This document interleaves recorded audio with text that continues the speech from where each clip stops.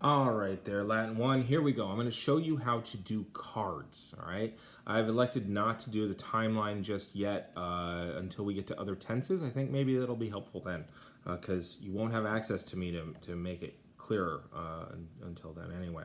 So let's get out your notes, and you can actually go back to your notes on how to do cards for verbs. That would probably be the easiest way. Here is your verb, the back of your verb card. The front doesn't change, but the back of your verb card, okay? You already had amo, amare above the line, and then to love, that's all in pencil. And then in pencil, you're gonna write amo, and then you're gonna write your stem, right? Because you're gonna knock off the RE. Did you notice that the process was the same for present and imperfect? So ama, ama, ama, ama, ama, ama, ama, ama, ama, ama, ama. You've got your stem done. All right, then, and notice I didn't skip any lines or anything like that, okay? So, I write in my endings, st, musti, senti, and then bam, bas, bat, bamus, batis, bant.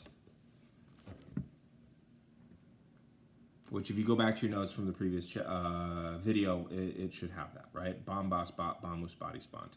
And what I'd like to point out to you is that bam, bas, bat, bamus, batis, bant is the same thing as ost, musti, senti. It just has a ba in front of it. And I know some of you are like, wait a minute, bam is not the same as o, and actually it is. Because when you say o, your mouth closes. And when you say your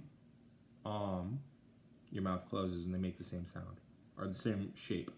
And so the result is an o is the same as an m because of what your mouth does, okay? So, yes, bam, bas, bat, bamus, batis, bant. And yes, there is a song about it. It's a really trippy, like, acid jazz remix of it. But the way it goes, so it'll get stuck in your head, is bam, bas, bat, bamus, batis, bant. Bam, bas, bat, bamus, batis, bant. So I want you to get that in your head. Bam, bas, bat, bamus, batis, bant. Bam, bas, bat, bamus, batis, bant. All right, now that you've sung that 30 times, I want you to go ahead and do all your cards with the imperfects.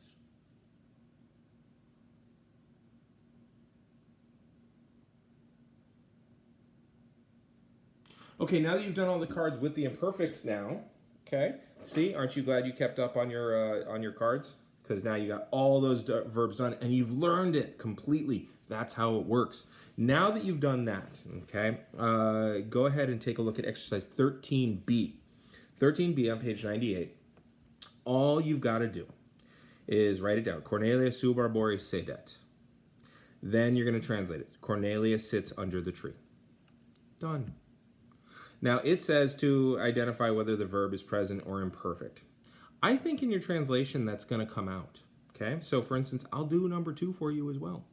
Flavia in agris ambulabat. Flavia was walking in the fields. If I see your translation and it says that, I'll know that you know the tense. And if not, go back to your notes, go back to your cards. Then I want you to go ahead and do 13C as well. And you're going to want to take a look at all of these, 1 through 5, and see what they're using for the imperfect. Now, what they use is they'll say walked, and technically it was supposed to count, but I disagree with them. But treat that as past tense. Kept beating or kept ordering, that's going to be imperfect as well. Okay, you won't get to translate it that well for a couple years, but there you go. And then, of course, was sitting, okay, stuff like that. So, again and again, Cornelius kept ordering Cyrus to spur on the horses. Kept ordering. I know that that's going to be imperfect tense. So, identidem Cornelius Cyrum iubebat equos incitare.